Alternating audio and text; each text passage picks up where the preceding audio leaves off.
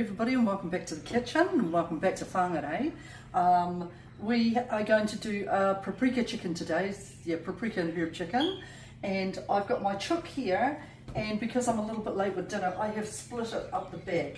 Okay, so I went straight from the parson's nose and just hacked it up with my very slightly blunt knife, okay, just to make it a bit easier so that I can butterfly it open.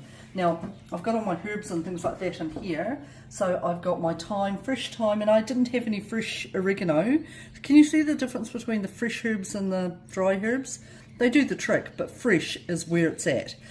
I've got my lemon zest, my garlic, my paprika, and my oil. Now I just want to show you something as well.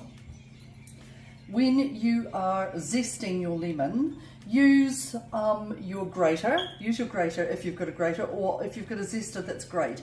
And all you need to do is just take the top layer off. If you go too much into it and you go past the white bit, it's going to be quite bitter, so don't go there. Okay, so you just need to be constantly moving your lemon around, okay, when you're zesting. So I'm going to mix this up, and then I'm going to give our chook a bit of a massage, and I'm going to pop it into an oven bag, okay, because it's going to make it nice and quick, and it's also going to make sure that my oven stays clean. If you haven't got oven bags, that's okay. Just grease down a little bit of tin foil and pop it into a roasting dish. That'll be fine, okay? Whatever way you do it, it'll be fine. So I'm going to do that. Let me do that, and then I'll show you what that looks like in a moment. Right, I've got my chook in here. I've given it a bit of a massage, opened it right up so it's butterflied out, and now I'm going to just chuck it into the oven and let it do its thing. Okay, so I'm going to put that in first, and then I'll get our stuffing ready. So I have got all my bread that I've chopped up in the food processor. Okay, it just makes it nice and easy.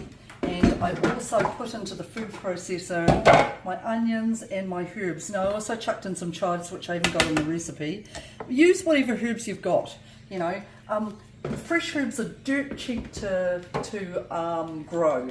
They might cost you $2 for a punnet, and then within a year you'll have like triple the amount. So, you know, go for fresh herbs because they can make a very average meal really, really beautiful. So I'm going to chuck my onions and my herbs in here, as well as my chicken stock and an egg. And I'll mix that up and I'll show you what that looks like when I'm finished, eh? Show you something. Our family loves stuffing. They really love. Hey, Brooklyn. Oh, hey, say hello to Brooklyn. Hi. It's nice to have her here. She's normally really, really busy. So I've got my bread in here and my onions and my herbs. I've chucked in some chicken stock, so I'm not going to put salt in it because it's already pretty salty from the chicken stock, and egg, and I'm going to chuck in my butter, okay, and then just give it a mix around.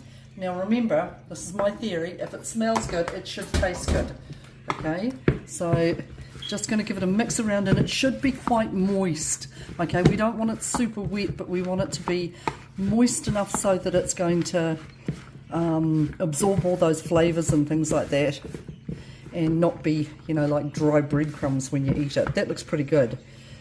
You know, if it needs a little bit more moisture, then just melt a little bit more butter, or, you know, add just a little bit of milk to it or something like that, just to soften it up. That should be fine. But that looks pretty good. Oh, and it smells good. Does that smell good, Liz? Yeah. Yeah, it smells great. So if it smells good, it should taste good. So I'm going to get my veg ready. The chicken's in the oven. I'm going to get my vegetables ready so that I can roast them off at the same time. And then I'll put this in probably maybe 10-15 minutes before everything's cooked. Okay, so let me get that sorted out and I'll show you soon. I'll meet with you soon. Right, I've got my chicken out of the oven. And if you have a look down the bottom, you see that? There's a fair bit of juice and things down the bottom. So what I'm going to do is, I've got my roast veg cooking, and I just toss them through with some oil and a bit of garlic and salt and pepper. But what I'm going to do is I'm going to open this up, let it cook for a bit longer because it's not quite cooked, and I'm going to let the juice out and chuck my veg through so that I can get that flavour into these, okay? So I'm going to do that, chuck it into the oven, and then in about 10 more minutes time I'm going to put the stuffing in, and then she should be ready in another 15 minutes or so. So I'll get that done and we'll talk soon. Yum.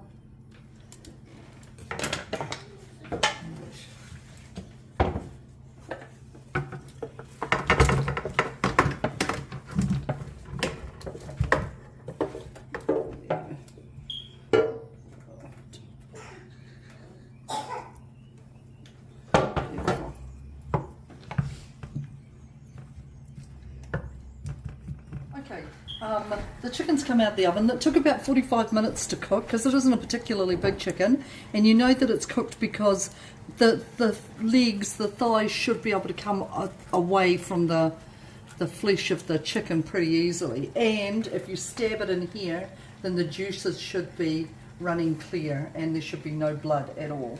So I took a little bit of juice off so that our veggies didn't go soggy. So everything's pretty much ready. So I'm going to plate up and then show you what that looks like when we're ready to have dinner. See you soon. Okay, that's our dinner ready.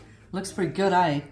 Look at that. Woo-hoo-hoo. Yum, yum, yum. I'm a little bit excited. So that took about an hour to cook. The flavors are so good and that was so easy. Okay, that's what we want easy. And even though it took an hour, it took probably 15 minutes of prep and then the oven did the rest. So really all I had to do was go and tidy my house while I was doing that. So that's our dinner for tonight. I hope you guys are well. Don't forget to keep your $5 aside for, sorry, got a mouthful of chicken, for your food storage cupboard, and we shall see you very soon. Ka kite anō.